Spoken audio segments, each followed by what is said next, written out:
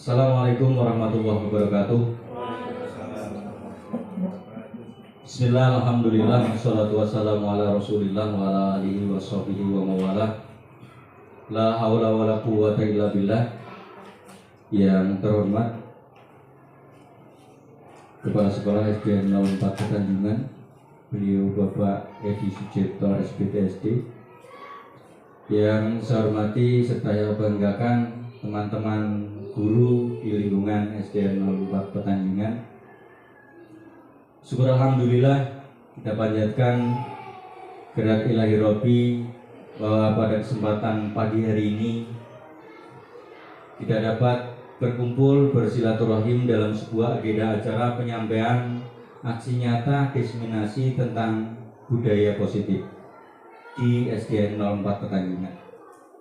Shalawat salam semoga tetap terlimpahkan, tercurahkan kepada beliau Nabi Agung Muhammad SAW yang kita nantikan syafaatnya. Bapak serta Ibu yang saya hormati, sebelum acara diseminasi ini kita lalui, saya akan bacakan susunan acaranya. Acara yang pertama adalah pembukaan, dirangkai dengan acara yang kedua sambutan. Acara yang ketiga adalah inti diseminasi budaya positif, dan acara yang terakhir adalah penutup. Marilah acara pada pagi hari ini kita buka dengan bersama-sama membaca basmalah. Bismillahirrahmanirrahim. Terima kasih atas bacaan basmalahnya. Semoga dengan bacaan basmalah tersebut dapat memperlancar acara pada pagi hari ini. Acara selanjutnya adalah sambutan dari Kepala Sekolah yang dalam hal ini akan disampaikan oleh beliau Bapak Edi Sucipto SPTSD. Kepada beliau dipersilakan.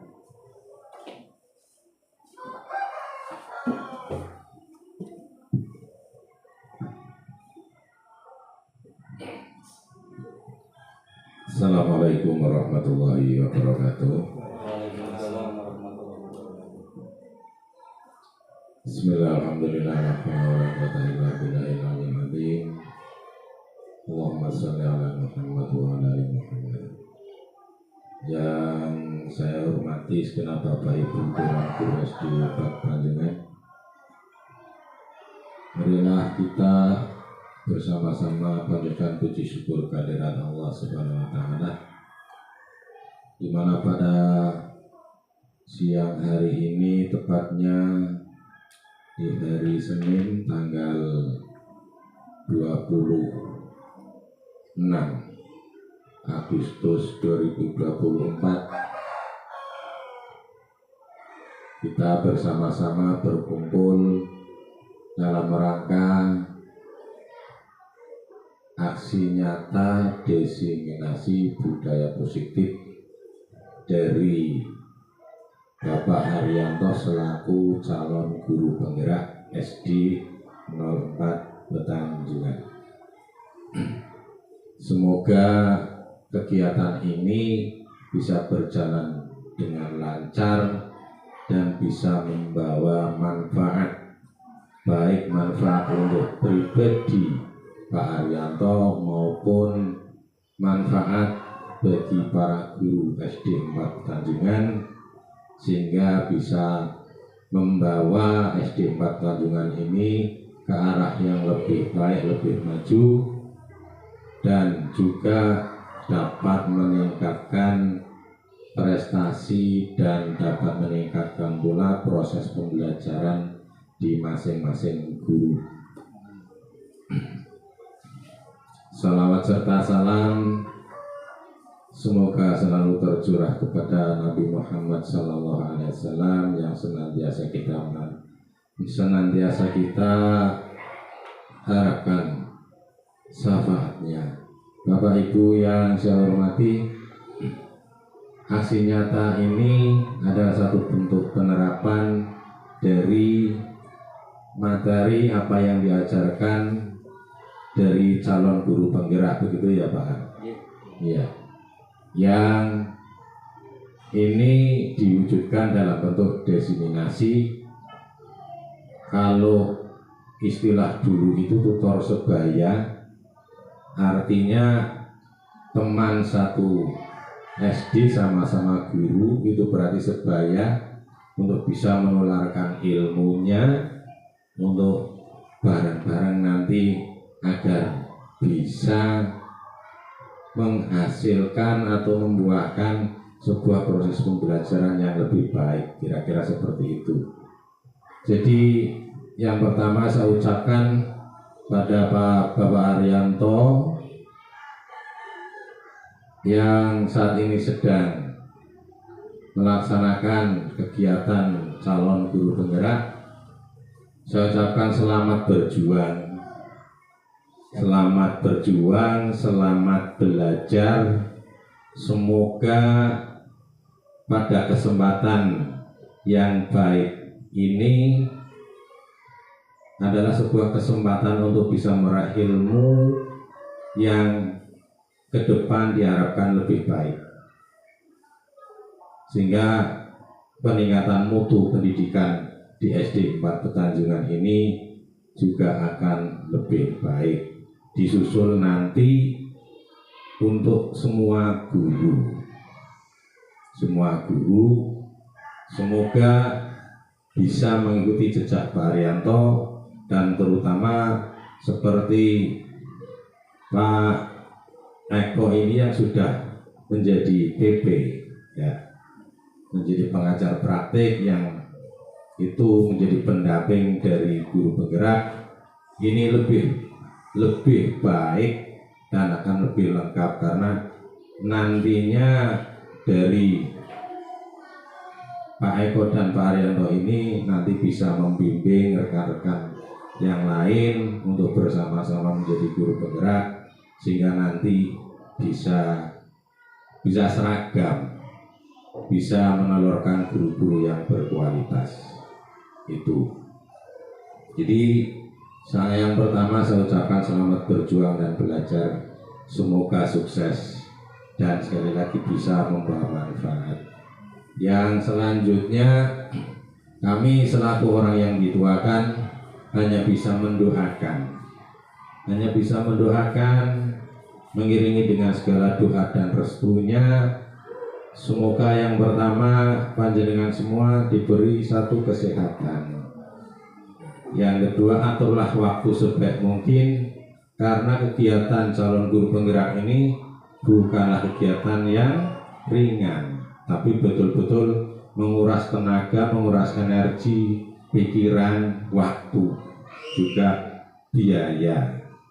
Jadi yang kami harapkan selaku orang yang dituakan di sini, pandai-pandailah mengatur waktu dan jaga kesehatan, sehingga antara kegiatan pokok pembelajaran juga tidak ketinggalan, tetap dilaksanakan dengan baik, juga bisa mengikuti kegiatan guru penggerak juga dengan baik, sehingga akan terjadi balance dan akhirnya tidak mengurangi dari apa yang menjadi kewajiban selaku guru, selaku pendidik dan pengajar di sekolah. Waktu yang digunakan juga seimbang, tidak timpang terlalu berat ke guru, kegiatan guru penggerak. Biasanya memang yaitu apa yang namanya kegiatan yang sangat menguras pikiran, tenaga, dan biaya, biasanya kadang mengganggu proses tugas pokok, biasanya seperti itu. Namun demikian, monggolah untuk guru yang lain harus saling kerjasama, saling mendukung. Katakanlah ada waktu yang tersita untuk kegiatan guru penggerak pada jam yang efektif, pada jam pembelajaran, maka minta tolong kepada guru yang lain agar bisa mengisi kekosongan itu, agar anak tetap menjalani proses pembelajaran dengan baik. Itu saja dari saya. Untuk selanjutnya monggo Pak Arianto dilanjut. Sekali lagi saya selaku orang tua di sini selaku pimpinan hanya berharap semoga segala kegiatan yang ditempuh terutama untuk aksi nyata diseminasi budaya positif pada kegiatan calon guru penggerak ini bisa dilaksanakan dengan baik dan juga bisa ditularkan dengan baik, dan manfaatnya juga untuk manfaat yang lebih baik kepada semua guru dan kualitas pendidikan khususnya di SD 4 Tanjungan. Demikian saja dari saya. Barangkali ada tutur kata kurang berkenan, mohon maaf. Wabillahi taufiq wal hidayah. Assalamualaikum warahmatullahi wabarakatuh.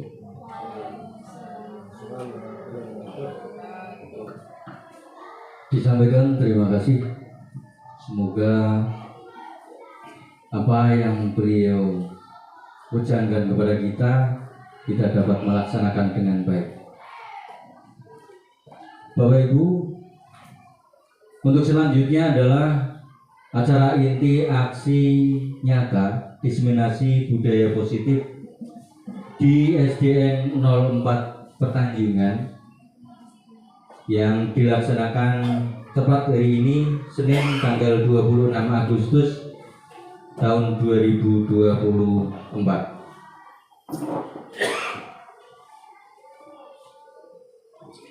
Salam guru penggerak, salam dan bahagia. Diseminasi ini adalah merupakan persembahan dari saya, Haryanto, CGP Angkatan 11 Kabupaten Pemalang, unit kerja di SD 04 Petanjungan.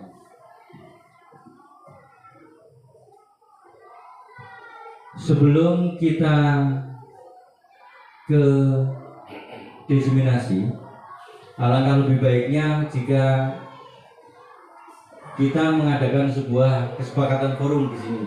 Artinya ini pun bisa dilakukan di mana saja. Artinya kita bisa di kelas atau di forum-forum tertentu. Ketika kita mau melaksanakan sebuah kegiatan, kita buat kesepakatan dulu. Dan kesepakatan ini adalah bagian dari budaya positif.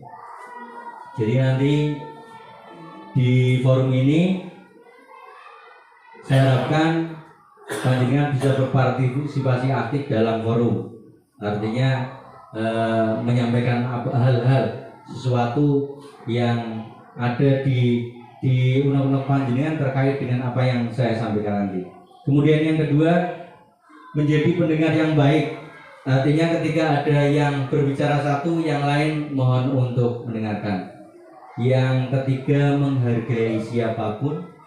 Dan yang keempat, 5 bisa untuk ada masukan dari panjenengan. Bisa makan, minum. Kalau ada makanan dan minuman. Ya, monggo Pak Santo.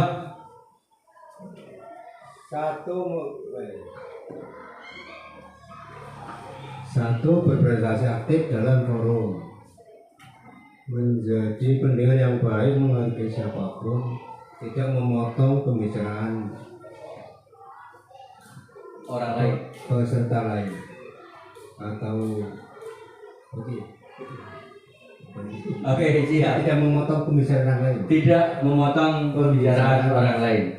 Ada lagi barangkali Pak Eko.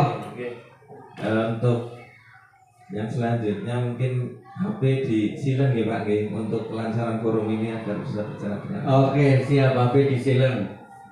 Kecuali saya ya Pak. Pak, baik. Sudah cukup? Oke. Lanjut. Budaya positif. Ketika kita mendengar budaya positif, kira-kira saja. Budaya positif itu menurut panjenengan itu apa sih? Budaya dan positif. Bu Vita, monggo.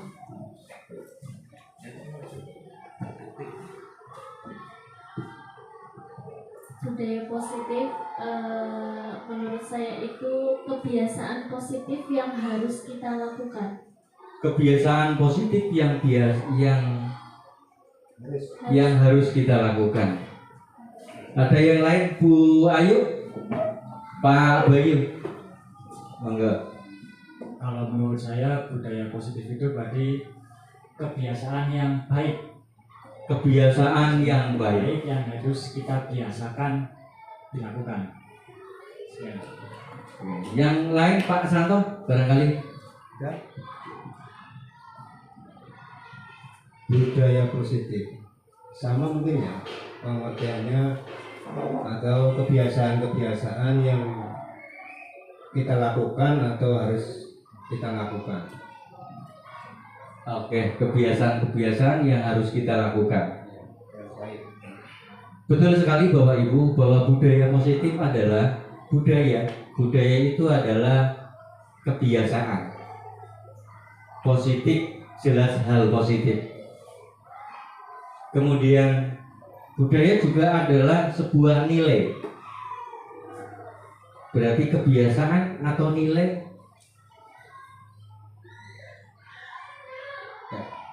Budaya positif.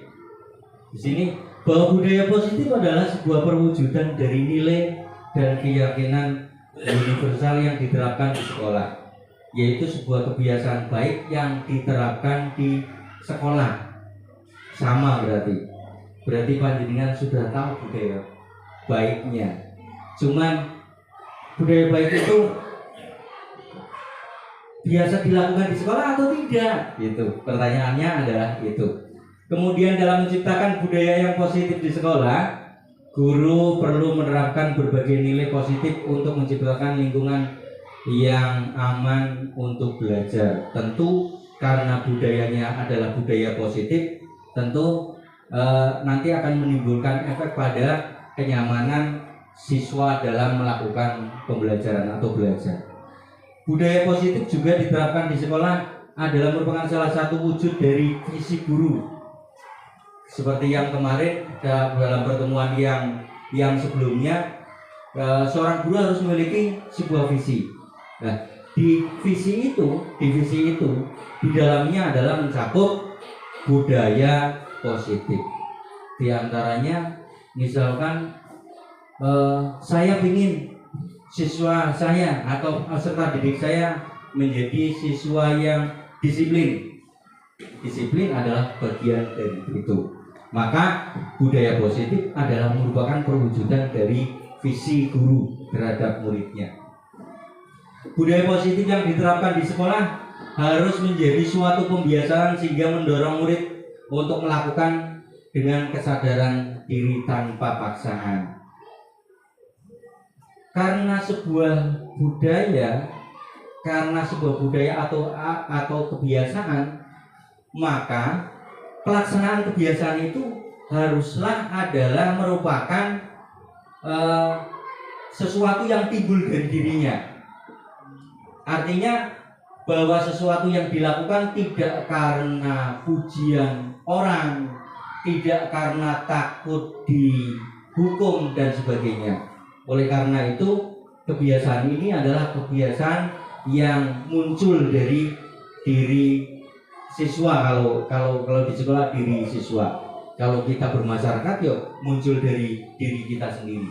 Salah satu contoh misalkan kesadaran kita memakai helm misalkan. Memakai helm yang kita gunakan itu kita memakai karena takut ditilang, atau kita memakainya karena sadar akan keselamatan. Artinya kita tidak tahu bahwa dalam melakukan aktivitas misalkan kita mengendarai kendaraan, tidak tahu kalau kemudian akan jatuh dan sebagainya. Sama seperti halnya saya kemarin belum lama sendirian tanpa ada lawannya, Pak. Sendirian tanpa ada lawannya, ternyata terpleset dan jatuh. Walaupun jatuhnya tidak kepalanya, tetapi minimal karena memakai helm ketika ada benturan tidak, maka akan menjamin keselamatan pada kita. Walaupun pakai helm juga ada orang yang kecelakaan pakai helm meninggal juga ada, tapi minimalnya adalah bisa meminimalisir akibat dari sebuah kecelakaan. Nah, kalau kita karena takut ditilang, maka otomatis itu bukan sebuah budaya, tetapi melakukan sesuatu karena takut pada hukuman, takut ditilang dan sebagainya. Sementara kalau kita melakukannya itu karena karena sadar akan keselamatan diri kita, maka itu adalah sebuah budaya yang positif. Budaya positif di sekolah adalah tempat belajar yang membuat murid merasa nyaman, aman, dan menyenangkan, di mana menjadi keterlibatan kolaborasi, rasa saling menghargai, dan terciptanya sosial emosional di antara semua warga sekolah. Itu adalah budaya positif.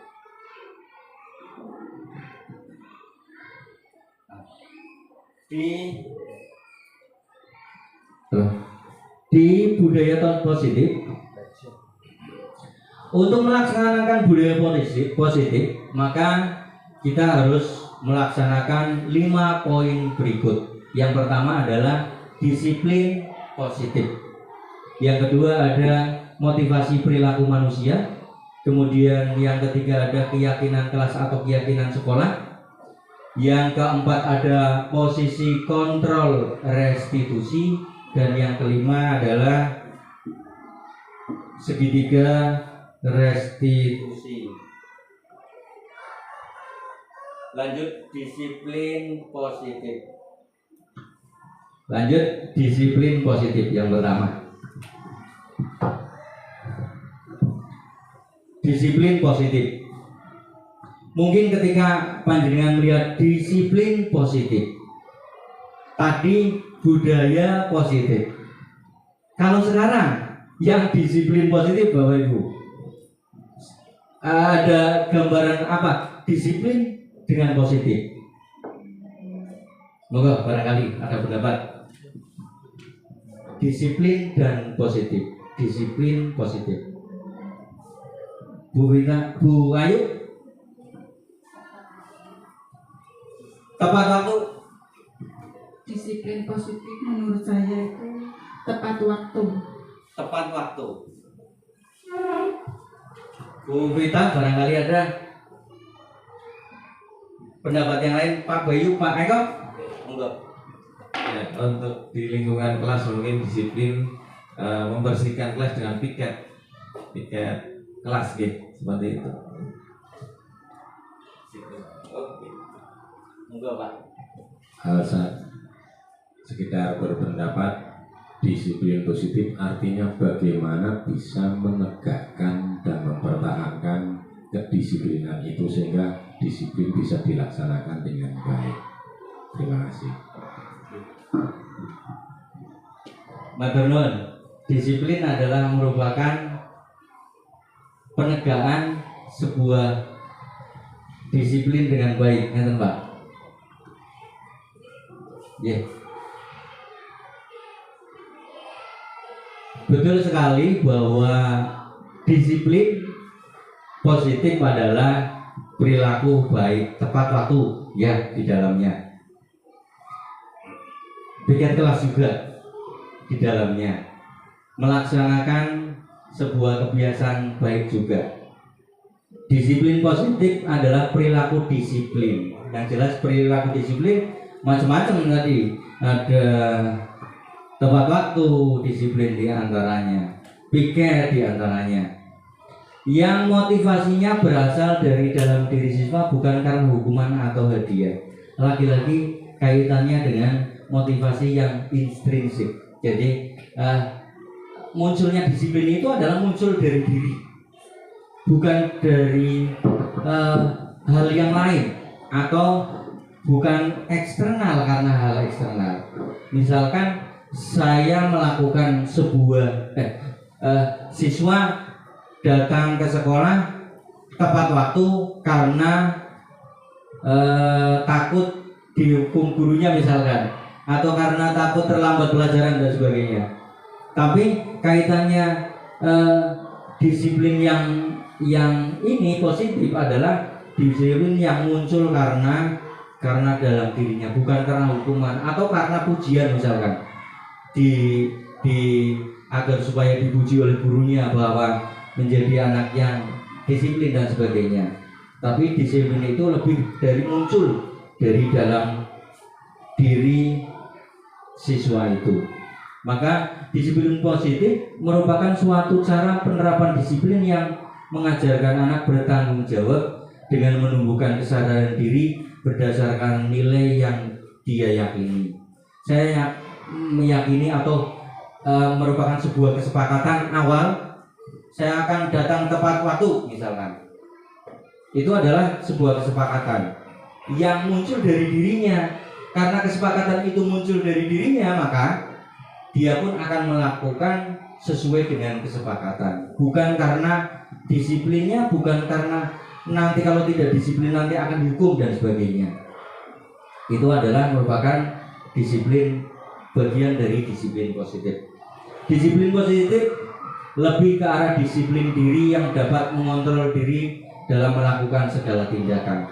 Jadi tindakan yang kita lakukan, kontrolnya adalah diri kita. Kontrolnya adalah diri kita, bukan kontrol dari hal yang lain. Karena aturan, karena hukuman, karena pujian, karena hadiah, dan lain sebagainya. Disiplin diri dapat membuat murid memahami dan menyadari berdasarkan motivasi internal, bukan akibat paksaan, pujian, maupun hukuman. Tadi seperti tadi ya.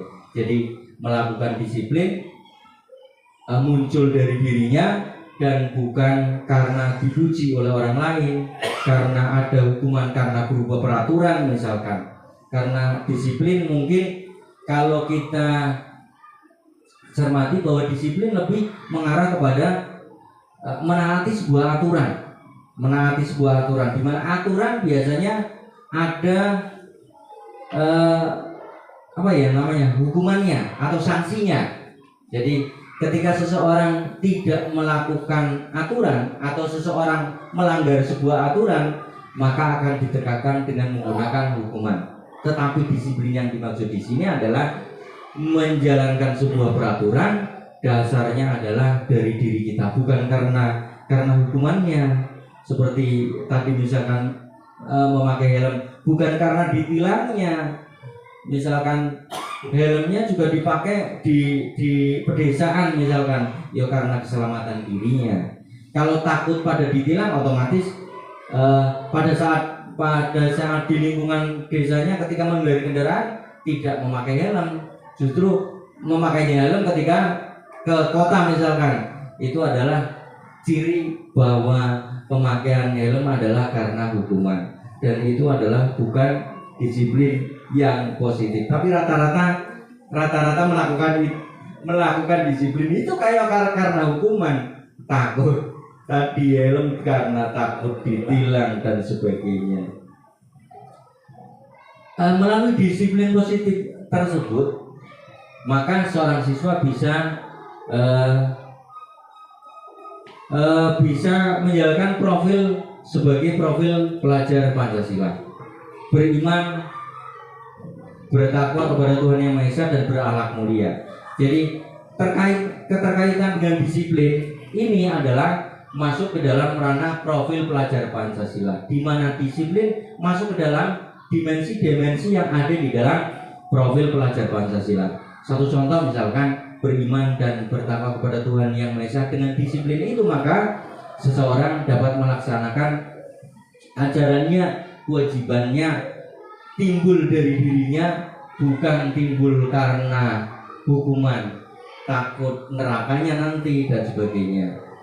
Mandiri dan seterusnya. Mandiri, berbinekaan global, gotong royong, kreatif, benar kritis, semuanya masuk ke dalam ranah pada disiplin positif tadi. Yang kedua, poin yang kedua adalah motivasi perilaku manusia. Bahwa ternyata orang melakukan sesuatu itu karena sesuatu hal. Kembali ke tadi lagi. Ada dalam teori ada tiga motivasi perilaku manusia. Yang pertama adalah menghindari ketidaknyamanan atau hukuman. Orang melakukan sesuatu itu karena motivasi satu.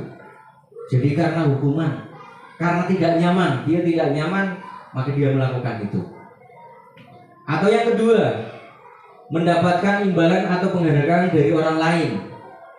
Motivasi yang berikutnya adalah kita melakukan sesuatu ternyata karena hadiah, melakukan sesuatu karena pujian orang. Itu bagian adalah motivasi yang kedua. Yang ketiga adalah menjadi orang yang mereka inginkan dan menghargai dirinya sendiri dengan nilai yang mereka percayai dan yakini. Jadi kalau hal satu, motivasi 1 dan 2 itu adalah ekstrinsik atau eksternal karena hal dari luar, sedangkan yang ketiga adalah yang dari dalam. Kalau kita lihat, menghindari ketidaknyamanan atau hukuman ini adalah tingkat terendah dari motivasi perilaku manusia.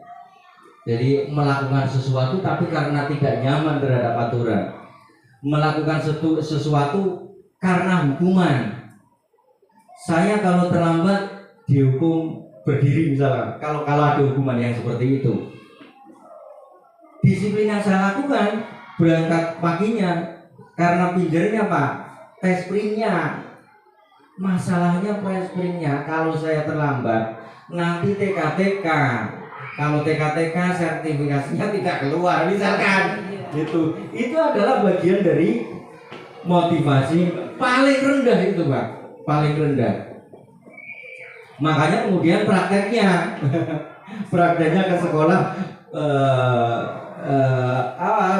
presprint dulu, pulang nanti baru berangkat.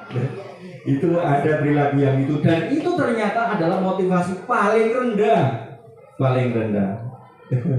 Tapi memang rata-rata sementara ini rata-rata seperti itu.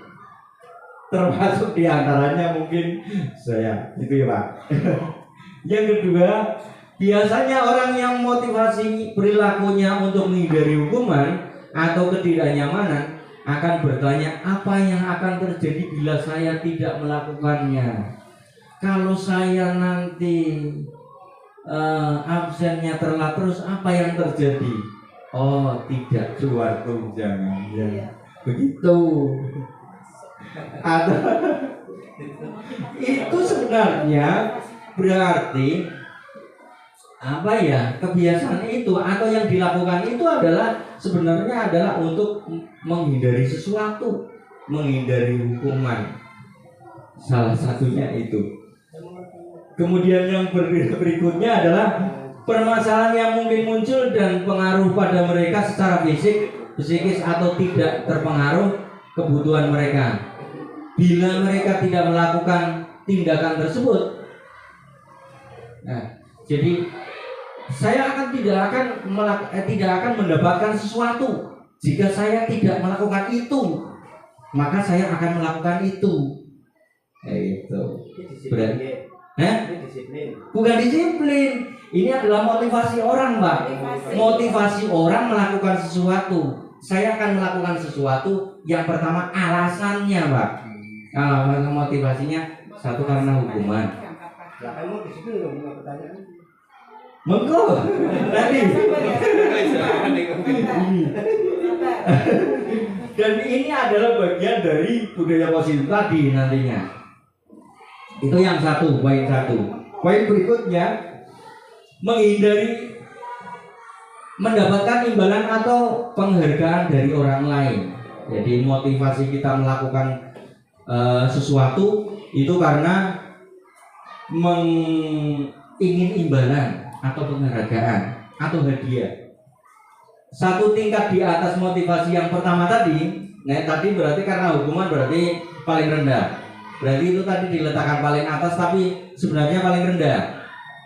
Kayak kita ketika kita mengatakan hadiah lomba joget tadi ya, hadiah lomba joget juara ketiga gitu kan biasanya kan disebutkan di awal, tapi itu sebetulnya yang paling rendah itu tadi. Mengapa paling rendah diletakkan di paling atas, itu hanya menyebutkan saja. Motivasi yang pertama ini adalah motivasi satu tingkat di atas yang pertama tadi. Berarti yang kedua.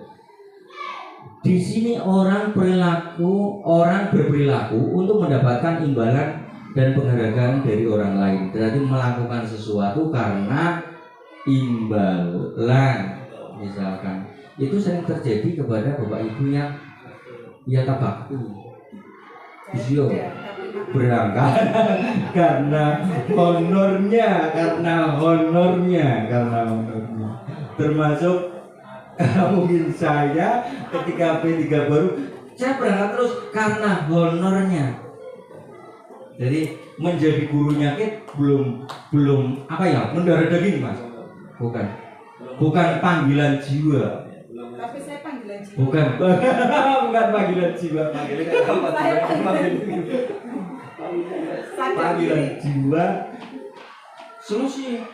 Wayo, santai Pak, santai kok. Santai.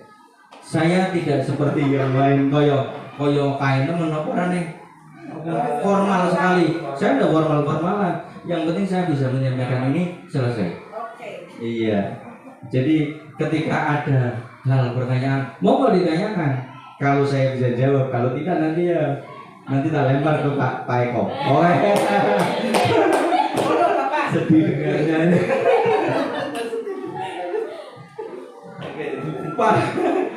Pada tingkatan motivasi ini, mereka juga melakukan sesuatu untuk mendapatkan hadiah, pengakuan, diakui sebagai guru di sini, misalkan karena mangkat nang ini sih. Kalau sama seperti saya, misalkan 1 hari dari 1 minggu, saya berusaha untuk berangkat ke sana walaupun pagi-pagi tok. Diakui karena Vespernya ada di sana juga. Jadi diakui nang ono sebab mendapatkan imbalan dari sana. Orang kaitan berapa? Yang selanjutnya, yang ketiga, menjadi orang yang mereka inginkan dan menghargai diri sendiri dan nilai yang mereka percayai. Saya akan menjadi diri saya. Saya ingin jadi apa sih? Ingin seperti ini. Ingin seperti ini. Orang yang memiliki motivasi ini akan bertanya, akan menjadi orang yang seperti apa bila saya melakukan ini? Saya akan jadi apa ya ketika melakukan ini? Gitu. Jadi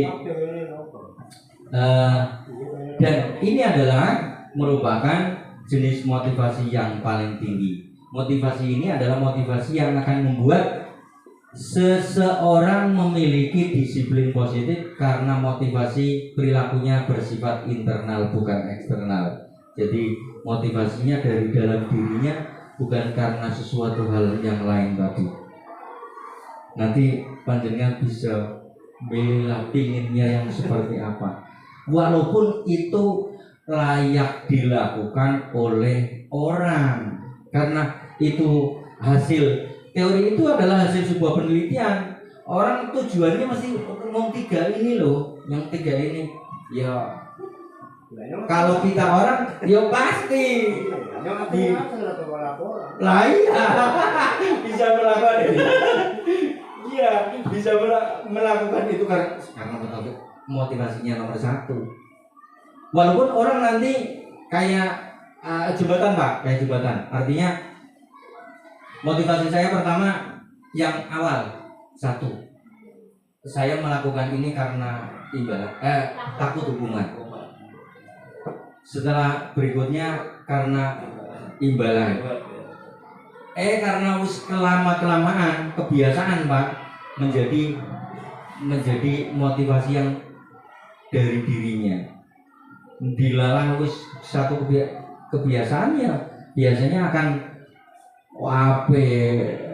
misalkan sertifikasi orang metu apa ora, sing penting tetap absen dan sebagainya. Toh yang sana tahu, yang sana tahu. Seperti pada kemarin saya diskusi sama Pak Kepala Sekolah, kaitannya dengan rezeki, Mas, kaitannya dengan rezeki. Rezeki itu akan datang ketika kita butuh. Betul sekali. Dong butuh mesti ono, rakyatan itu adalah utangan. Kayak kemarin ketika saya bingung, tak jalan dingin Pak Santo. Saya tak jalan dingin. Lah kok urusannya kok bukan nang dalan itu. Ternyata nang dalan itu, Pak. Dan alhamdulillah walaupun itu sama-sama ajik utangan. Iya, itu bagian dari rezeki kok, bener Pak. Lanjut, keyakinan sekolah atau keyakinan kelas yang berikutnya. Poin yang ketiga adalah keyakinan sekolah atau keyakinan kelas. Keyakinan sekolah atau keyakinan kelas. Saya tidak tanya kalau panjenengan karena biasanya kelas itu pasti ngerti maksudnya. Keyakinan adalah nilai kebaikan atau prinsip yang disepakati bersama. Itu adalah keyakinan sekolah, baik keyakinan sekolah atau keyakinan kelas. Jadi prinsip nilai sebuah kebaikan tapi disepakati bersama.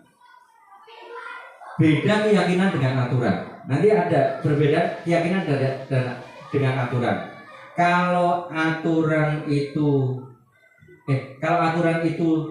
up down, dari atas ke bawah.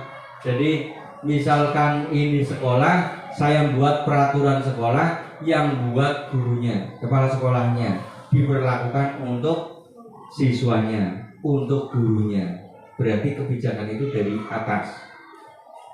Biasanya kalau aturan itu adalah jodohnya itu adalah sanksi, hukuman. Itu aturan. Sedangkan keyakinan itu adalah turn up.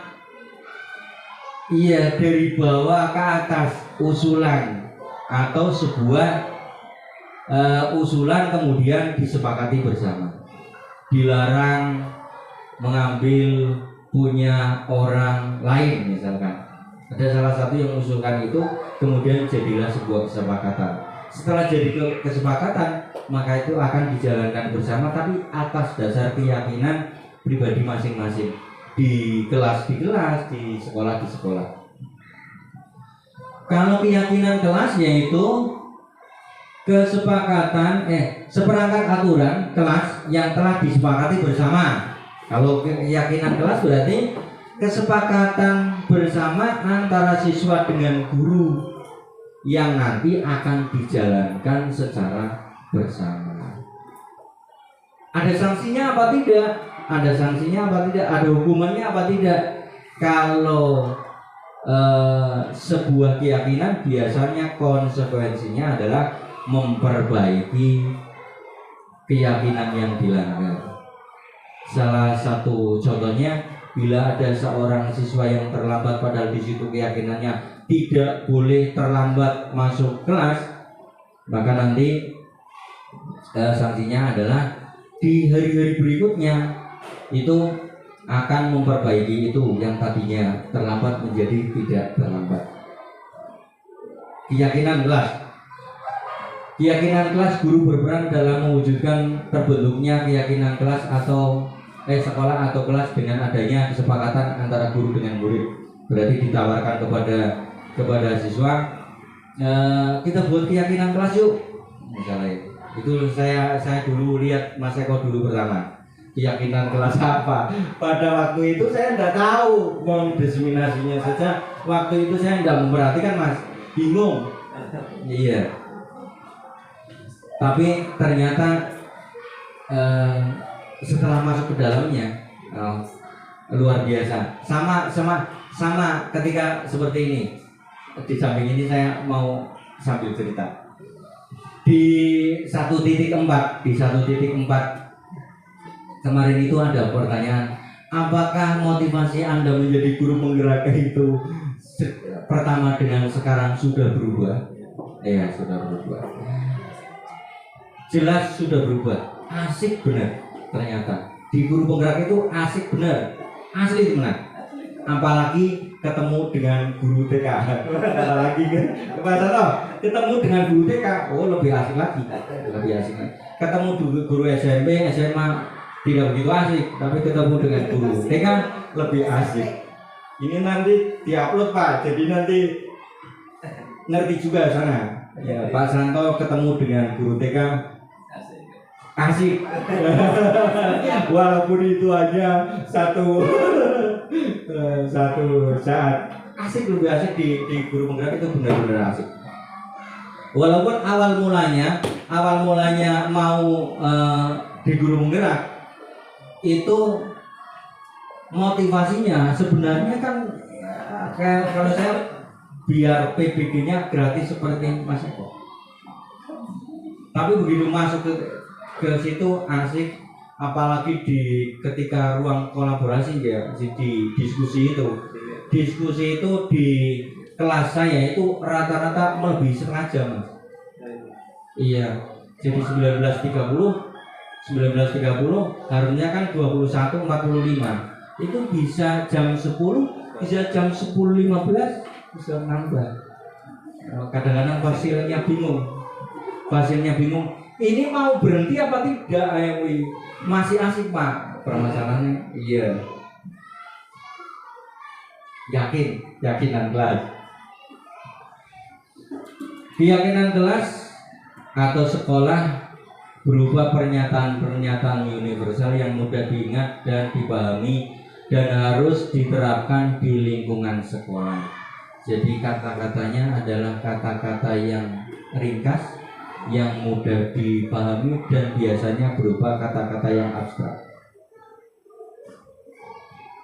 Rajin misalkan, contohnya seperti itu. Lanjut. Di keyakinan kelas atau keyakinan sekolah dengan kemudian dibuat sebuah keyakinan kelas ini dari teman seperti ini, kemudian biasanya ditempelkan di dinding. Di saya masih ada di laptop dan belum di print, berarti belum ditempelkan. Nanti beberapa hari ke depan belum nyemet, berarti nanti panjenengan itu bisa membuat seperti itu dan ditempelkan di dinding dan akan dilihat oleh guru dan oleh siswa. Ketika ada pelanggaran terhadap keyakinan itu, maka siswa atau guru, siswa khususnya siswa itu akan memperbaiki itu karena yakin bahwa itu adalah kesepakatan mereka. Poin yang keempat,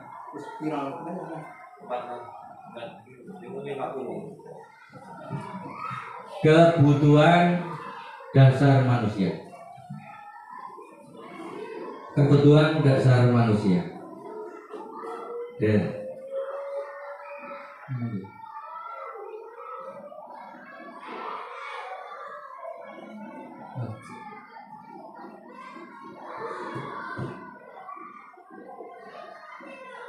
sinyal.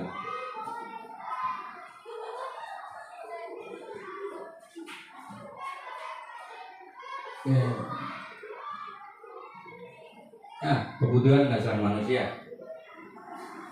Kebutuhan manusia yang dasar.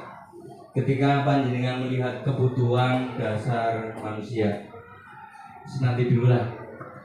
Ben ojo sepaneng ya. Kasih ice breaking.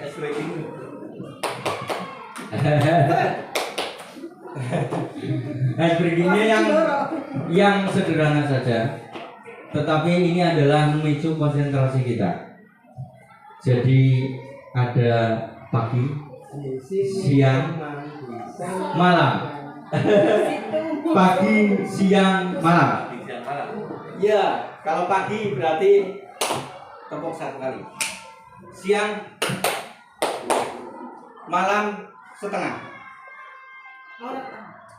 Malam setengah. Mengapa malam setengah? Karena waktu malam hari orang pada tidur. Kalau kita ketepuk tangan nanti pada bangun. Oke, siap.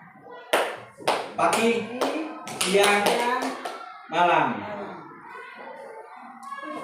Kalau saya mengucapkan pagi berarti 1 kali. Siang berarti 2 kali. Pagi siang 1 kali 2 kali. Pagi malam 1 kali setengah dan seterusnya. Bingung. Pagi siang. Pagi siang.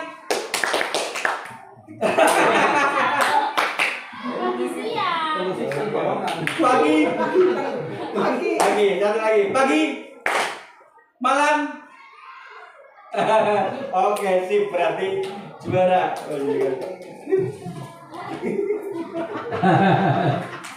Sekedar biar ndak sepaneng. Wong Bu Ayu kelihatan sepaneng kok. Meliriknya beda loh, Pak. Wong sepaneng karo kebutuhan dasar manusia. Pada kebutuhan dasar manusia di situ di apa ya itu ya? Itu gambar apa ya Mas namanya ya? Gambar apalah itu ada love, ada rumah, ada dolar, ada plus, ada itu. Kira-kira saja. Kebutuhan dasar manusia, kebutuhan panjenengan lah. Apa saja ya? Monggo. Bu Vita. Sama 5 pas gili. Tempat tinggal. Mungkin karena melihat itu ada rumah ya. Ya, betul. Mas Bayu. Kebutuhan dasar manusia menurut materi ekonomi itu ada 3 Pak. Ada 3 malah ya? Ada 3. Kebutuhan pertama, iya betul sekali. 1. Kebutuhan primer, sekunder, dan tersier. Oh iya, karena itu jenis Mas. Jenisnya. Ada 3.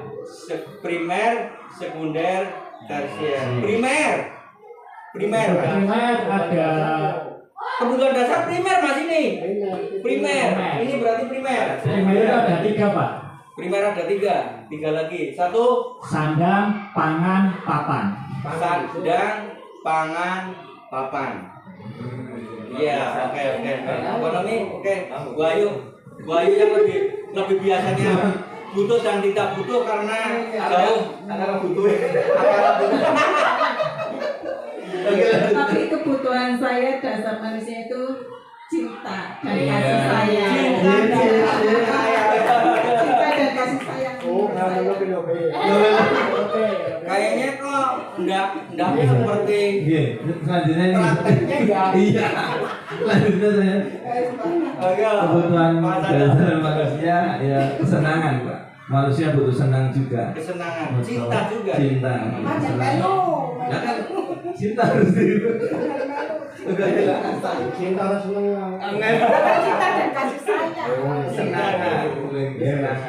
Kalau saya kebutuhan dasar manusia itu gambar dolar kan. Uang. Masalahnya utangnya apa? Jangan uang benar. Uang lebih duit. Iya. Cinta dan kasih butuh uang. Iya betul. Kalau tidak ada uang tidak ada cinta. Nah, aku ditagih terus ya.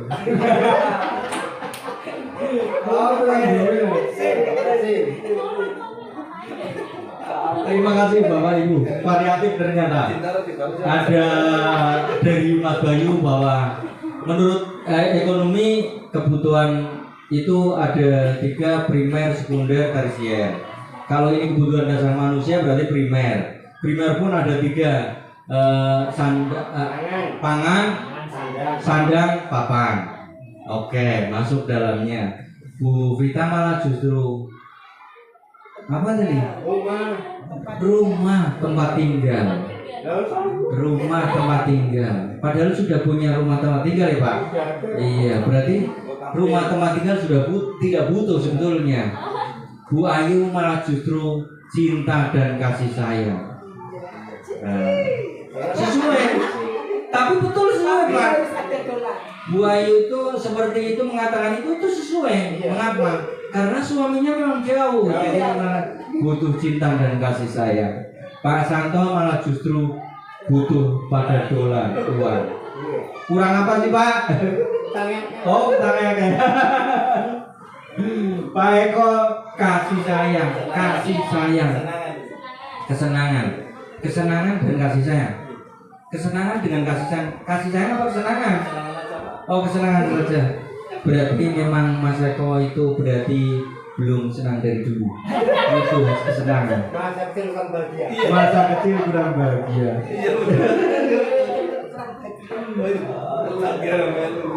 Ternyata semuanya adalah betul.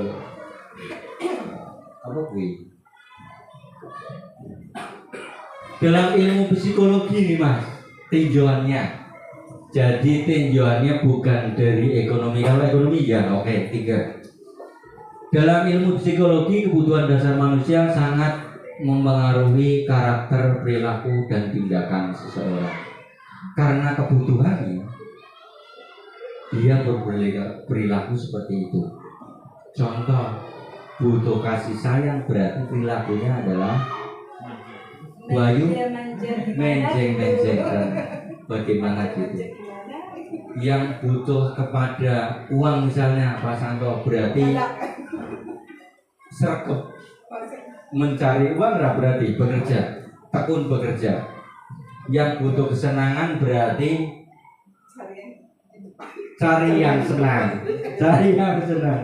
Jadi karakter itu akan mempengaruhi karakter seseorang karena kebutuhannya. Tapi kalau tadi Bu Vita butuhnya rumah tempat tinggal, rumahnya sudah ada, Minta lagi Pak.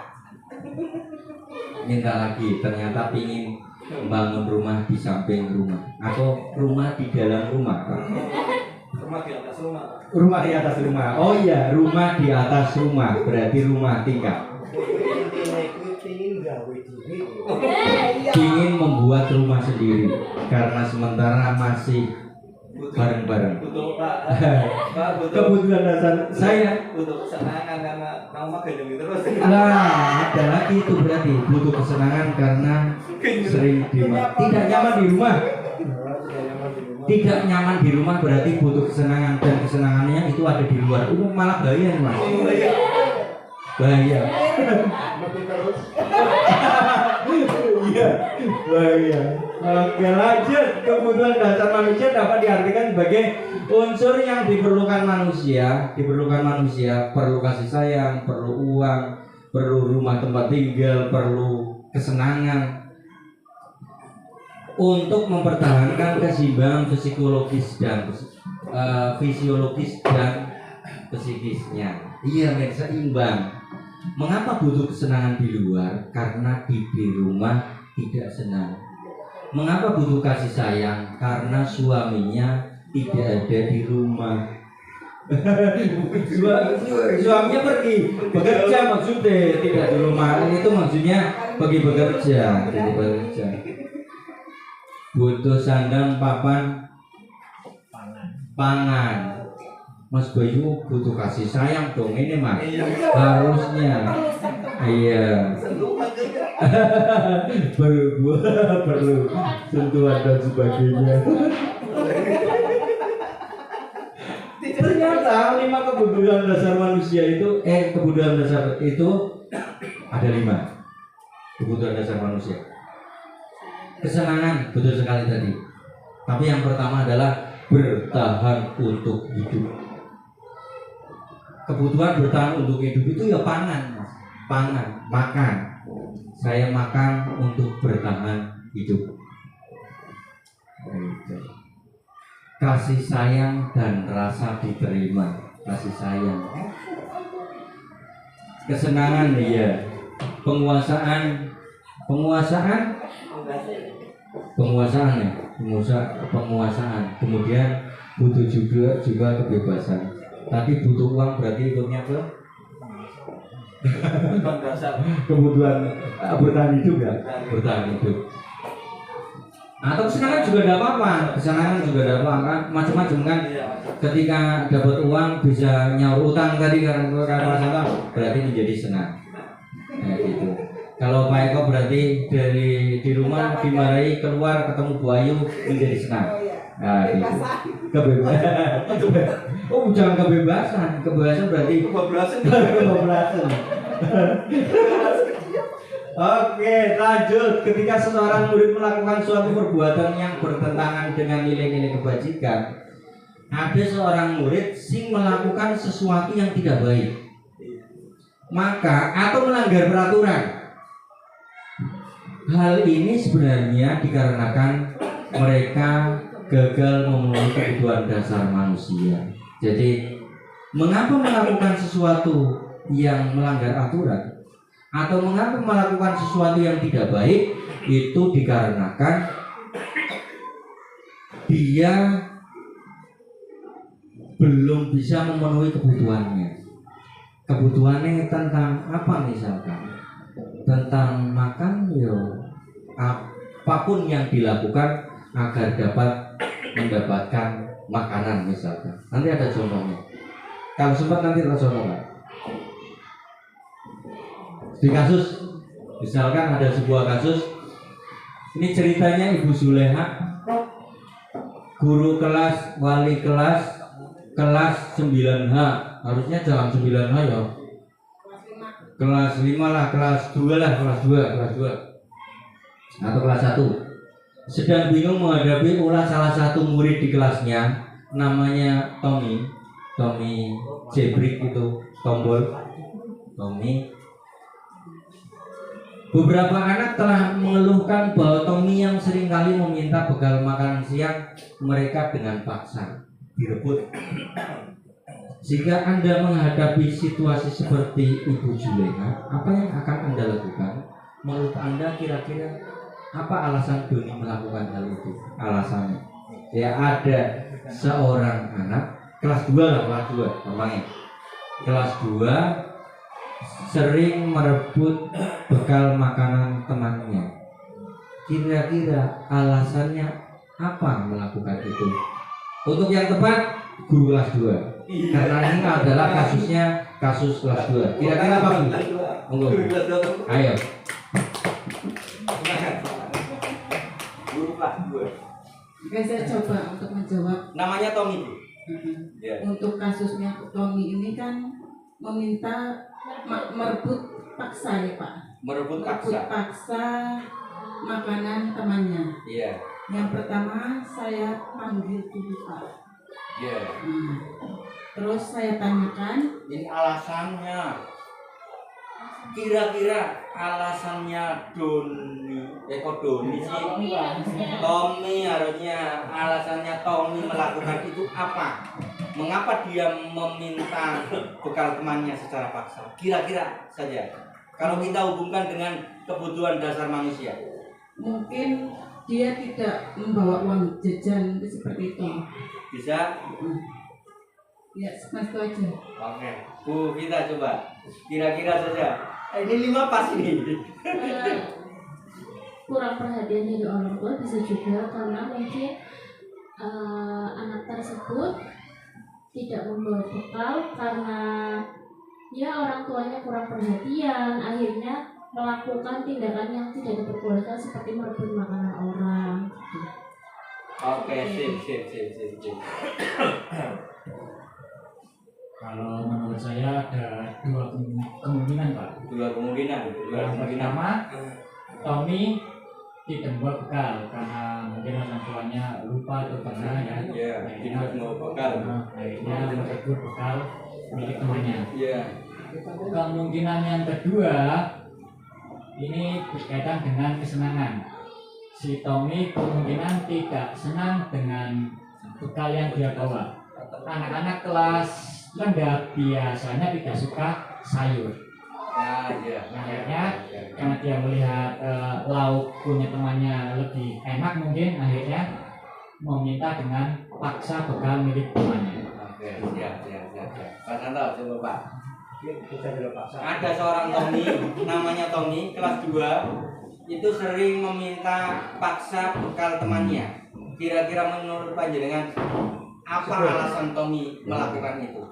Alasannya kemungkinan seperti yang lain, kemungkinan anak tersebut tidak punya bekal atau mungkin belum sarapan, atau yang kedua karena anak tersebut memang aktif sehingga walaupun dia tidak butuh itu karena aktif. Cari perhatian. Kalau dulu itu nakal apa ya? Saya kan ngomong nakal ya. Iya. Cari ngomong aktif, hiperaktif. Ada sih di sini. Yang saya lihat di lingkungan saya itu ada. Jadi kalau ada temennya pegang sesuatu langsung diminta. Tapi kadang buat dia sendiri atau kadang diminta direbut langsung dibuang. Ya. Nah itu kemungkinan aktif. Terima kasih. Terima kasih. Lanjut Pak. Lanjut Oke. Pak Eko. Ibu Zakia ya, guru kelas Zuleha. Ibu Zuleha ya. Tadi menurut saya ini mempunyai kebutuhan dasar bertahan hidup Pak. Karena dia lapar, akhirnya merebut makanan punya temannya. Saya lapar kok nggak makan. Ini ini bertahan hidup karena si Tommy ya Pak. Si Tommy itu lapar, mempunyai kebutuhan dasar bertahan hidup manusia, akhirnya dipakan. Oke, Terima kasih. sip, luar biasa. Aplaus dulu untuk kita semua. Pak Eko tadi karena lapar, ingin memenuhi kebutuhan hidupnya, berarti memang dari pagi tidak sarapan dan tidak dibeli bawakan bekal oleh orang tuanya. Hampir ke alternatif Mas Bayu itu tadi seperti itu. Satu karena tidak sempat dibuatkan bekal oleh orang tuanya karena sibuk. Orang tuanya baru pulang, pagi-pagi baru pulang, jadi tidak sempat untuk membuatkan sarapan untuk anaknya atau bekalnya. Kerjanya shift malam ibunya. Yang kedua karena tidak suka dengan makanan yang dibawa yang dibuatkan oleh ibunya. Bisa jadi. Ya, bisa jadi. Jadi membawa bekal, sama-sama membawa bekal, tapi melihat bekal punya temannya lebih enak. Kalau Pak Santo tadi karena lebih anak itu nakal, hiperaktif Pak? Iya. Hiperaktif. Jadi merebut tapi tidak dimakan. Sama seperti ketika ada anak merebut mainan tapi ternyata mainan itu dibuang, bukan untuk dimilikinya. Iya, kalau Bu Vita tadi apa Bu tadi? Kurang perhatian orang tuanya. Iya, tidak, berarti memang tidak dibawakan itu juga, tidak dibawakan bekal oleh orang tuanya, atau dibawakan bekal tapi karena perhatian orang tuanya terhadap anaknya kurang lawe sih lautnya acik ya, apa ya, masih utuh seperti itu misalkan. Mie ketemu mie, besok lagi ketemu mie lagi, besok lagi ketemu mie lagi. Dan sebagainya. Tapi yang lain, Bu Ayu malah justru tadi tidak punya uang karena dari rumah, jangankan untuk diberikan bekal dari rumahnya, diberikan sangu saja tidak. Makanya dia otomatis lapar, berarti memenuhi kebutuhan udah untuk kebutuhan hidup, bertahan hidup. Dari rumah tidak diberikan bekal dan tidak diberikan uang jajan. Hampir apa itu ya? Karena sibuknya. Ternyata ini Pak, ternyata betul semua ternyata. Dan itu sama dengan ini. Yang pertama alasan Tommy adalah karena ia lapar dan orang tuanya tidak membawakan bekal. Mas memang karena sibuknya akhirnya tidak memberikan bekal. Tadi yang lebih tragis lagi yang Bu Ayu, di samping tidak membawakan bekal, tidak memberikan uang jajan. Luar biasa. Maka kebutuhan dasar yang sedang berusaha dipenuhi oleh Tommy itu adalah kebutuhan untuk bertahan hidup, melapar rasa lapar. Walaupun ketika tidak merebut pun tidak akan mati ya. Walaupun tidak akan mati, tetapi itu adalah bagian dari hal itu. Kemudian alasan yang kedua karena ia merasa senang temannya jadi memperhatikannya. Kayak Pak Santo itu tadi. Pokoknya hiperaktif diperhatikan temannya. Lah karena nakal Pak. Kan otomatis perhatikan, awas anak kami sih nggak mencak-mencak dan sebagainya. Gitu. Sehingga ketika seperti itu kan otomatis nih temannya melaporkan tindakan itu kepada gurunya. Pak Guru, tolong nih Pak Guru ngerebut jajan saya dan sebagainya. Itu adalah karena kebutuhannya adalah kurang kasih sayang dan rasa diterima di keluarganya otomatis. Kode karo Bu Vika. Makanya Bapak dan Ibu kaitan dengan ini perhatikan anak-anaknya. Oke. Alasan yang ketiga karena temannya jadi takut dengan dia, Pak Santo ya. Menweti berarti dia ingin berkuasa. Dengan kuasa dia paling jiger dan sebagainya. Berarti kebutuhan akan kekuasaan. Preman kelas bisa. Alasan yang keempat karena dia merasa bosan, Mas Bayu, bosan. Karena apa? Ya makanan yang diberikan oleh orang tuanya ya itu saja. Ketemu mie, besok mie, telur.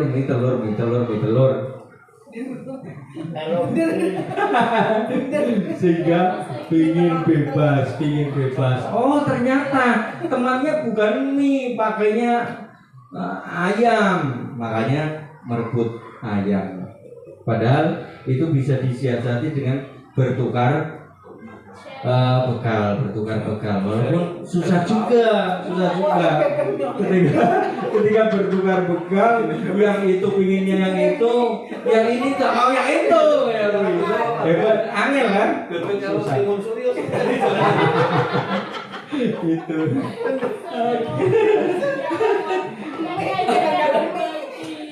Ada yang kelima, iseng saja dan menikmati ekspresi wajah teman-temannya yang kesal, hampir seperti tadi Pak. Di samping kesenangan dia juga kekuasaan.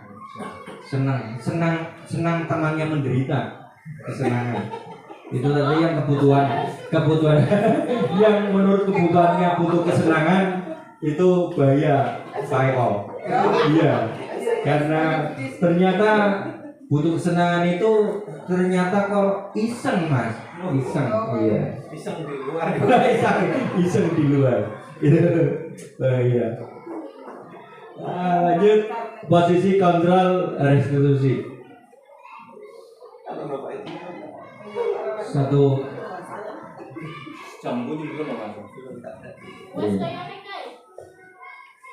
di posisi kontrol restitusi 1 jam 15 menit. Lagi wis 30 menit lagi. Nanti kan langsung itu. Satu, guru sebagai penghukum. Ada guru sebagai pembuat rasa bersalah, guru sebagai teman, dan guru sebagai pemantau. Dalam hal kontrol ini, kontrol yang terbaik adalah kontrol yang kelima. Saya tak sebutkan atau biar ngerti ya. Penghukum itu jika seorang guru menjadi seorang yang posisi kontrolnya adalah penghukum, itu adalah biasanya perbuatan guru yang dilakukan adalah menghadik, menunjuk-nunjuk kamu ya, menyakiti, menyindir. Kalau kamu tidak melakukan ini, awas ya, Itu berarti seorang guru penghukum atau rasakan ini ditendang dan sebagainya penghukum. Hasilnya apa ketika seperti itu? Ketika posisi kontrol guru itu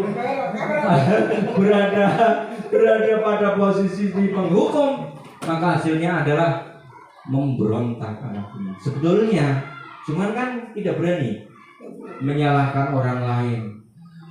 Kasih Pak Guru, bukan saya itu, Tommy misalkan, sing mulai kok, gitu kan? Berarti menyalahkan orang lain padahal kesalahan yang dilakukan oleh dirinya. Akhirnya berbohong juga, bohong. Bukan saya, padahal saya, bukan saya. Akhirnya itu. Lah, ketika posisi kontrolnya penghukum, siswa itu murid. Di belakang Pak, di belakang itu biarkan saja, nanti juga marah-marahnya reda. Guru dibilang itu ajib, biasa marah-marah, nanti juga berhenti sendiri. Misalkan seperti itu, pasti. Sehingga nanti dampaknya pada murid itu apa yang terjadi? Siswa itu akan mengulangi perbuatan itu lagi. Karena dihukum, ternyata bukan takut ternyata, tapi malah mengulangi perbuatan itu lagi. Kemudian di posisi kontrol membuat rasa bersalah, perbuatan yang biasanya dilakukan oleh guru atau berceramah dan mengatakan seharusnya itu kamu seperti ini, Bapak kecewa banget. Kamu kan sudah tahu, ibu sudah mengatakan ini kan, atau ibu stres kalau kamu seperti ini, ya gitu. Nah itu kontrol, posisi kontrolnya adalah rasa bersalah sehingga anak merasa iya, merasa bersalah kaitan itu. Hal efeknya nanti hasilnya adalah menyembunyikan sesuatu siswanya, berbohong ya, menyangkal bukan saya Bu, bukan saya Pak, ya gitu. Kemudian yang dikatakan oleh siswa itu sama seperti yang pertama. Biasa guru pemarah di belakang biasanya. Nanti dampaknya sama juga mengulangi perbuatan itu lagi. Dan yang teman membuat alasan untuk muridnya, berarti guru sebagai teman. Ini pun kurang baik. Dan yang paling baik adalah di posisi manajer, pemantau harus salah. Manajer, guru mengajukan pertanyaan-pertanyaan. Apa yang kamu yakini? Bahkan ada anak yang salah. Kamu itu kesepakatannya gimana sih? Ya. Terus menanyakan untuk memperbaiki ini kira-kira apa? Gitu. Ditanyakan kepada anaknya. Misalkan tidak datang terlambat, untuk memperbaiki ini bagaimana? Saya besok tidak akan terlambat lagi Pak. Kapan kamu akan mulai? Besok. Misalkan. Nanti gurunya, saya akan tunggu besok. Saya akan tunggu besok. Seperti apa kamu? Menguatkan pribadi siswa. Jadi siswanya nanti tahu dia melakukan sebuah kesalahan dan dia akan memperbaikinya dengan sendirinya. Murid pun berkata, bagaimana cara saya bisa memperbaiki ini ya? Akhirnya akan timbullah sebuah kesadaran. Dampak pada murid mengevaluasi diri, saya seperti ini berarti kurang bagus. Bagaimana saya memperbaiki ini? Ya gitu. Berarti kalau terlambat berarti saya mulai besok sudah tidak akan terlambat lagi dan sebagainya. Itu berarti posisi di kontrol yang kelima. Di antara kelima posisi kontrol tersebut, sebaiknya seorang guru menggunakan posisi kontrol sebagai manajer tadi. Terus posisi kontrol, guru dapat membuat suatu bersama murid, mempersilahkan murid bertanggung jawab, mendukung murid agar dapat menemukan sebuah solusi atas kesalahan yang dia perbuat. Kemudian yang terakhir ada segitiga restitusi. Satu lagi, posisi manajer mengacu pada restitusi yang dapat menjadikan murid sebagai manajer untuk dirinya sendiri. Jadi kontrol posisinya manajer guru, tapi nanti ternyata siswa itu nanti akan berubah menjadi manajer untuk dirinya sendiri, ngatur dirinya sendiri.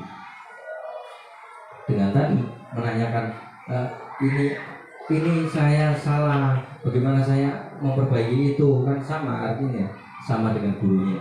Kemudian yang terakhir ada segitiga restitusi.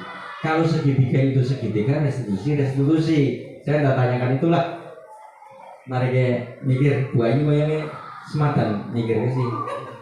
Sematan mikir.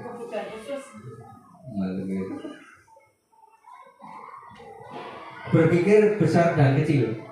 Ya, berpikir besar dan kecil. Jadi ada sebuah permainan dia Bu, permainan meninggal. Jadi ini bisa diterapkan ke anak dan itu memicu pada konsentrasi. Ketika saya mengatakan gajah, maka Anda akan menyebutkan bentuknya, tetapi mengatakan lawan katanya.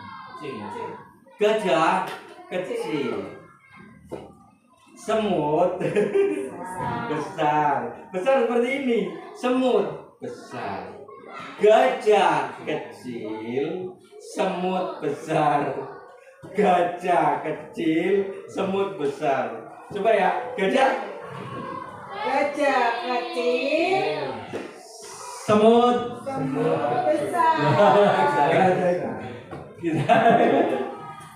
Nanti bisa diterapkan di situ. Nih kayaknya Bu Ayu sudah mulai senyumnya tambah lebar Pak. Karena tadi pingin pulang dari tadi. Yang terakhir adalah segitiga restitusi. Segitiga restitusi adalah upaya mendisiplinkan siswa dengan meminta siswa bertanggung jawab dengan menyelesaikan sebuah masalah. Namanya adalah segitiga restitusi. Tahapannya itu ada 3. Karena segitiga itu 3, tahapannya 3. Yang pertama adalah tampilkan identitas. Yang kedua ada validasi tindakan yang salah. Kemudian yang ketiga ada menanyakan sebuah keyakinan. Pada menstabilkan identitas dilakukan berdasarkan prinsip bahwa membuat sebuah kesalahan bagian dari proses pembelajaran yang nantinya akan menggeser antara identitas gagal ke arah identitas yang sukses. Plastiknya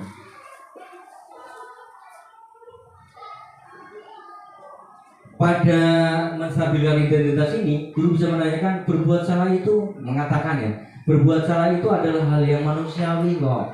Misalkan mengatakan kepada anak, tidak ada manusia yang sempurna.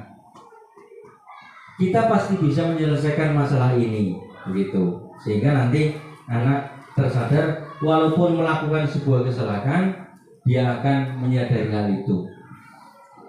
Saya tidak tertarik untuk mencari siapa yang salah di antara kalian, misalkan 2 orang yang melakukan kesalahan, misalkan berkelahi dan sebagainya.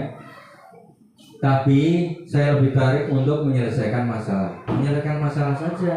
Berarti jangan mencari kesalahannya, sampai sing salah dulu dan sebagainya, tidak, tapi mencari penyelesaian terhadap sebuah masalah. Kalau kamu menyalahkan dirimu sendiri, orang biasanya yang salah akhirnya menyalahkan dirinya sendiri kan. Apakah kamu bersikap baik pada dirimu sendiri? Menyalahkan dirinya sendiri juga hal yang tidak baik.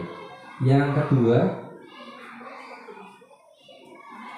validasi tindakan yang salah. Guru dapat berbuat sesuatu bersama murid, mempersilahkan murid bertanggung jawab dan mendukung murid agar dapat menentukan sebuah solusi.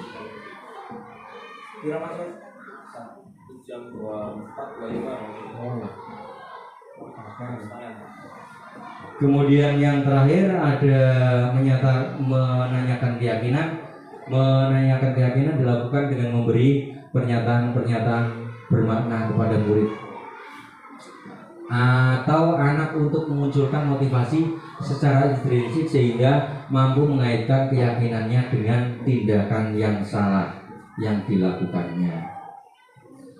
Apakah nilai kita yang kita percaya di sekolah misalkan, nilai-nilai apa yang telah kita sepakati di kelas dan sebagainya, itu adalah menanyakan keyakinan.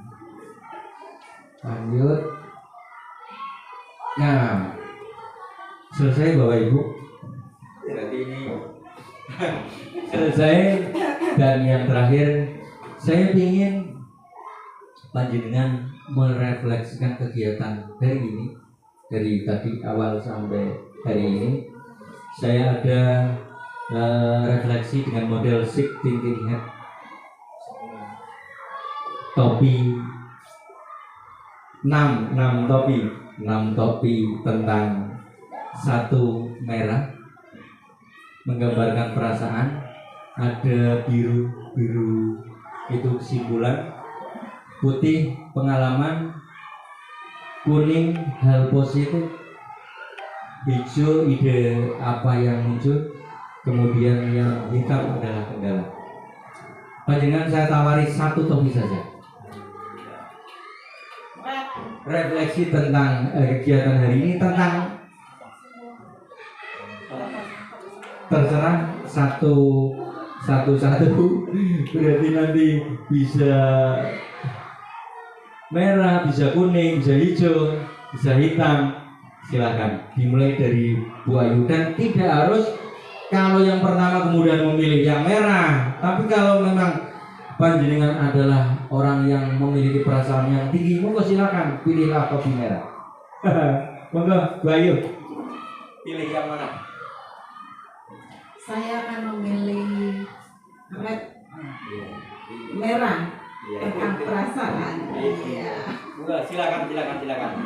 Terima kasih untuk kesempatannya, ya, untuk refleksi ini, untuk aksi nyata diseminasi budaya positifnya. Itu menurut saya dengan perasaan senang, ya. Alhamdulillahirobbilalamin. Apakah senangnya terpaksa? Senang itu baik karena bisa menambah wawasan, terus pengalaman dan pengetahuan untuk anak-anak nanti kedepannya seperti apa. Oke. Mungkin seperti itu pendapat saya. Terima kasih. Oke, terima kasih. Bu Vita, monggo silakan. Pilih topi yang mana? Senangnya kuning terus. Pilih merah, kuning. Oke, saya akan memilih topi biru. Kesimpulan? Iya, kesimpulan dari diseminasi aksi nyata hari ini yaitu membahas mengenai budaya positif. Artinya kita itu harus membiasakan hal-hal yang baik dari hati, yaitu bukan paksaan, tetapi memang dari kesadaran diri. Oke, siap. Cukup sekian dari saya. Terima kasih. Terima kasih. Pak Bayu. Topi putih Pak Bayu sudah punya, Pak? Saya pilih yang kuning, hal positif dari diseminasi budaya positif yang dikeluarkan Pak Arianto. Hal positif yang saya dapatkan kali ini adalah menambah wawasan dan ilmu. Jadi saya bisa tahu, oh ternyata caranya seperti ini supaya anak bisa menaati aturan, supaya disiplin, supaya bisa dan lain sebagainya. Ya hanya itu sih Pak. Oke, terima kasih Mas Bayu. Pak Santo. Dari saya milih topi putih. Ini benar apa salah saya nggak ngerti. Maksudnya saya dapat pengalaman tadi cara mengatasi misalnya tadi yang tadi guru berbicara, guru Ya, posisi kontrol. posisi kontrol itu kan kalau menunjuk itu mengintimidasi, berarti nanti hasilnya seperti itu. Nah, kalau saya kan istilahnya guru dua masa ya, yang masa dulu sama masa sekarang. Iya. Hal baru pertama, guru dua masa. Kalau dulu kan sisinya kayak gitu, maksudnya nunjuk, kemudian mengatakan ini itu yang tadi hasilnya mungkin seperti itu juga mungkin tidak, karena dengan aturan yang dulu tegas mungkin hasilnya beda seperti itu. Kalau sekarang tadi pengalamannya harus menanyakan bagaimana cara menyelesaikan masalah, pengalaman, sebuah pengetahuan bahwa sekarang harus dengan cara menyelesaikan masalahnya. Oke, terima kasih. Matur nuwun Pak Santo. Lanjut Pak Eko. Terima kasih untuk kesempatan kali ini. Tinggal Dua topi. Saya yang hijau saja, cuma lancar saja. Tapi padahal kebanyakan topi itu hitam. Kalau topi yang model seperti ini hitam Pak. Tapi ternyata topi hitam tidak ada yang milih. Iya, topi mancing ya. Moga topi hijau Mas Eko. Itu ide yang muncul untuk kesempatan kali ini memang sangat bermanfaat di diseminasi untuk kesempatan kali ini, bahwa nantinya saya sebagai guru kelas 4 akan melaksanakan memunculkan suatu kegiatan restitusi dengan tadi segitiga restitusinya, karena banyak anak itu kadang berkelahi, saling menyalahkan, motor, apalagi aktornya Dian sama Adit bahasa Adit lakon kelas 4 itu nanti saya akan coba menerapkan restitusi gitu. Mungkin untuk kendala ya Pak ya, kendala sekalian kopi hitam gitu. Iya, malah Sekalian kopi hitam beli 2 gratis 1 nanti Pak. Iya, monggo. Ganti 1 topi Pak. Tak kasih ke Mbak Ayu topi warna Merah. putih berarti. Tapi kan beli 2 itu kan hitam. Ya, Iya. ya itu. Tapi kendalanya gini Pak. Menurut saya kendalanya itu belum munculnya hal-hal baik atau motivasi dalam dirinya. Mereka mungkin hanya muncul dari karena takut hukuman, karena diberi hadiah atau reward itu. Jadi kalau tidak ada hukuman, ya Ajib. gitu. Kalau nggak diberi hadiah, ajib. Nah ini kendalanya memunculkan motivasi dalam diri itu yang sulit kayak gitu. Nah, kendalanya di situ. Nanti dengan berjalannya waktu, selalu berkolaborasi dengan teman-teman, insya Allah budaya positif di lingkungan sekolah akan muncul bersama-sama. Cukup? Oke, siap. Terima kasih Mas Eka. Ya. Itu tadi refleksi dari ini diseminasi kali ini, dan itu tadi yang terakhir ada satu anak yang melakukan hal yang seperti itu dan itu tidak terus menerus dilakukan itu. Ada satu Pak pengalaman saya terkait dengan itu ternyata anak yang seperti itu biasanya diperlihatkan adegan yang sama di rumah.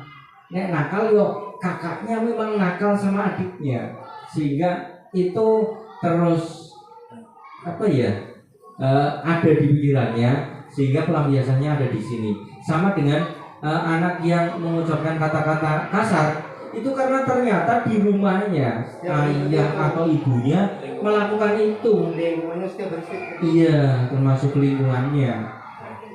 Nah, berarti budaya positif yang seperti ini itu tidak hanya sebatas nanti di sekolah saja. Kalau di sekolah ya dilaksanakan, di rumah tidak, nanti sama aja. Sama. Kalau berkata mungkin ya Pak, lingkungan pasti lingkungan. Iya. Kalau kata-kata. Tapi kalau restitusi, Perbuatan. kalau perbuatan nakal, seperti adik bapak punya adik punya kakak, sendirian Pak. Tapi kenapa dia seperti itu? Nah, itu Pak. Nanti RT ini harus belajar sedikit restitusi. Harusnya. Nanti ada pengimbasan ke sana. RT penggerak gitu. Iya, harus seperti itu. Tangan garu kan muncul. Oke, sip. Saya terakhir refleksi dari diri saya tentang perasaan. Saya senang sekali, betapa senangnya Bapak Ibu dan Bapak Ibu sekalian mau sharing kaitannya dengan budaya positif ini tadi. Dan saya juga senang sekali karena mendapatkan dua istilah baru Pak. Yang pertama adalah guru dua masa. Guru dua masa itu belum ada. Ya, dan ini baru muncul. Kemudian yang kedua ada RT penggerak. Ini nanti akan diusulkan ke desa dan ini diteruskan ke dalam negeri bergerak untuk menciptakan seorang RT penggerak. Jadi nanti tidak hanya dinas pendidikan saja yang mengeluarkan guru penggerak, tapi nanti RT penggerak dari Departemen Dalam Negeri. Terima kasih. Lanjut, yang terakhir ada sebuah kesimpulan bahwa budaya positif adalah perwujudan nilai dan keyakinan universal yang diterapkan di sekolah. Dalam menciptakan budaya positif di sekolah, guru perlu menerapkan berbagai nilai positif untuk menciptakan lingkungan yang nyaman dalam belajar. Budaya positif di sekolah adalah tempat belajar yang membuat murid merasa nyaman, aman, dan menyenangkan, di mana mereka terjadi keterlibatan atau kolaborasi, rasa saling menghargai, dan terciptalah sosial emosional di antara semua warga sekolah. Dan yang terakhir lagi, paling akhir, ada terima kasih atas semua perhatiannya dari awal sampai akhir. Barangkali ada hal yang salah dari saya mohon maaf yang sebesar-besarnya. Dan saya akhiri, kita tutup diseminasi pada siang hari ini dengan bacaan Alhamdulillah. Alhamdulillahirabbil alamin. Terima kasih. Saya akhiri, wassalamualaikum warahmatullahi wabarakatuh.